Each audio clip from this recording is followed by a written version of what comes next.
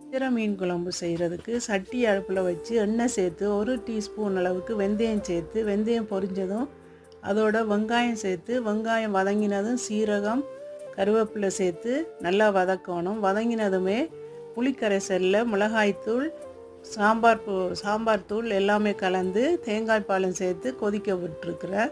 நல்லா கொதி வந்ததுமே மீன் துண்டுகள் அதில் போட்டு நல்லா அது அவிஞ்சு வந்ததுக்கப்புறம் மூடி அவிய விட்டு அவிஞ்சு வந்ததுமே அதில் ஒரு 10 பல் பூண்டு இடித்து நான் வச்சுருக்கிறேன். அதையும் சேர்த்து நல்லா கொதிக்க விட்டு இறக்கினா போதும். நல்ல சுவையான மீன் குழம்பு தயாராகிடும்.